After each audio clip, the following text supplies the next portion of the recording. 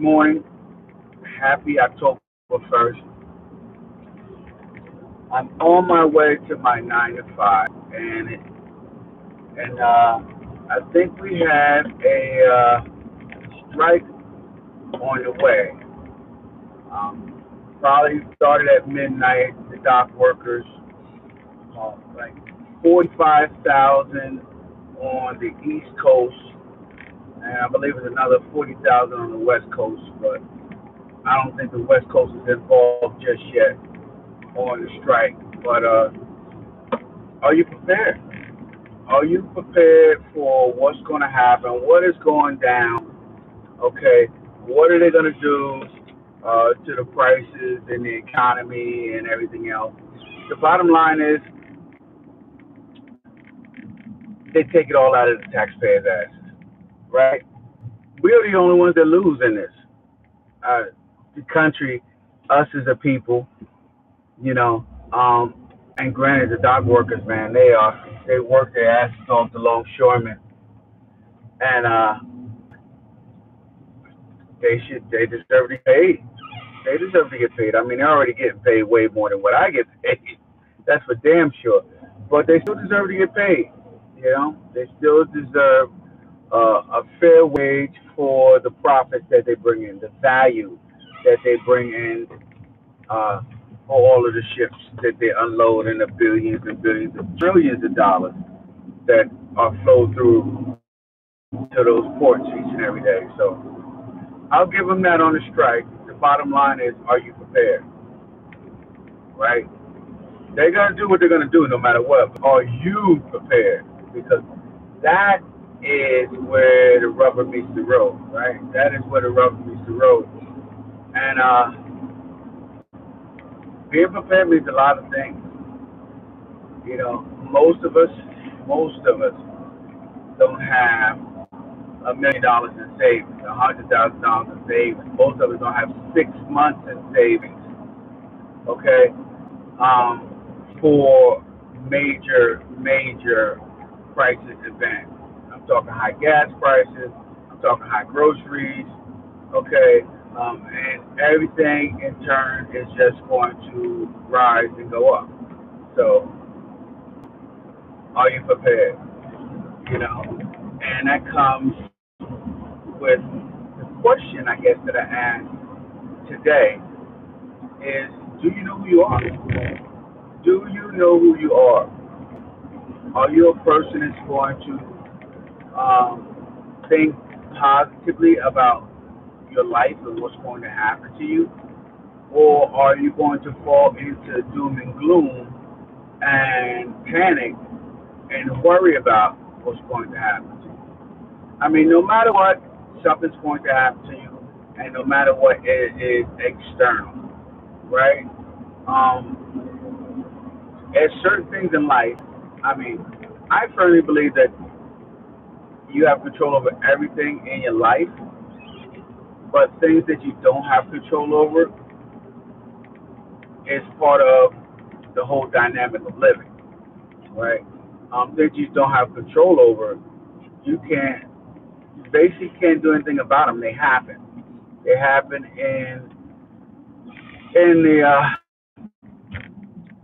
everybody's life.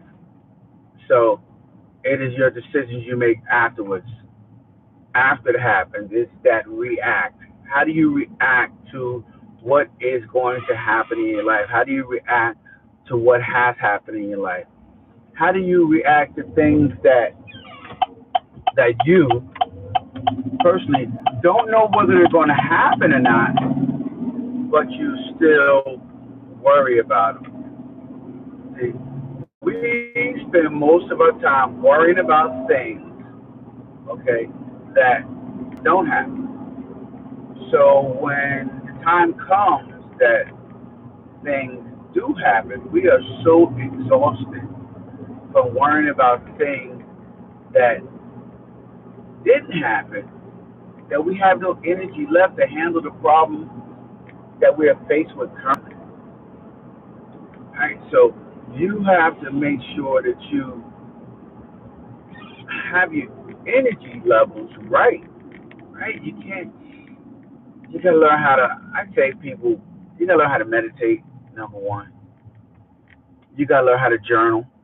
One thing I learned about journaling, right, is journaling slows down your thought process.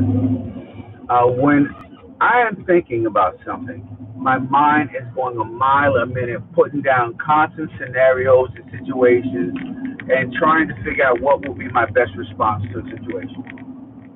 Granted, right? But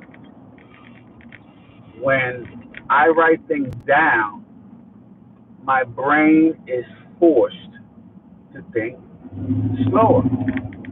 That's it, right? I have to think slower because I write slower than I think. And so it kind of guides my thought process. So a healthy journal will kind of get you on track to what you need to do, how you need to do it, why you need to do it. Obviously, you also have to ask yourself those very important questions. You know, what do I need to do now? Why am I doing it? Okay, how am I going to handle this certain situation? Am I prepared for it? I mean, if you're not prepared for a financial situation, you're not prepared for it. So now you have to talk yourself into, well, what am I going to do because I'm not prepared for this financial crisis that's about to occur? Am I going to pull back? Am I going to work more? Am I going to find another job? What am I going to do and how am I going to do it? With me, it is critical mass. It's a crisis constantly because I am taking care of a family. And so when you're taking care of a family, I believe that the burden is upon you to be prepared mostly. And I know in life it's pretty difficult around here to make ends meet. But when you're taking care of a family, you don't have a choice. You don't have a choice to make ends meet. You got to figure out how to make ends meet. Bottom line. Okay, so saying that you can't make ends meet is not an option. So I believe the first option will be, okay, we're gonna have to tighten the bootstrings, and look for other opportunities to make more money. Right? That is how it literally the thought process goes down in my life. Okay, that's how I know what I have to do. Well, on top of the fact that I need to continue to put things away and I need to stop the bleeding, meaning if a crisis happens, a lot of the stuff that I spend money on, a lot of the pleasures, they have to cease, they have to stop.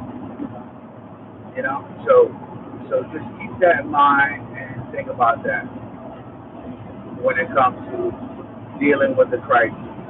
But it all begins with knowing who you are. Do you know who you are? Have you asked yourself those important questions? Right? Have you took the time to sit down with yourself 15 minutes a day, every day, 7 days a week, in a quiet room with a pad and paper, and ask yourself those important questions that you would ask somebody that you plan on spending the rest of your life with? Very, very important questions on what you believe, why you believe it, okay? What are your decision-making processes in certain situations? You have to figure all that out about yourself, And honestly and truly, you should have figured that out before you got into a relationship, a marriage, or whatever. And on top of that, once you figure yourself out, then you can ask your mate, whoever you plan on spending the rest of your life with, those important questions. So that when you guys do begin to change, when you do begin to evolve, you have a point from which to adapt from. So that's some critical stuff I just wanted to kick around today. I'm going to be jumping on in my morning call with my bestie. Tracy Lewis. So I'm gonna wrap it up right now for today. But anyway, this is Lieutenant Sal Blue. You guys have a fantastic day, and I will talk to you guys soon.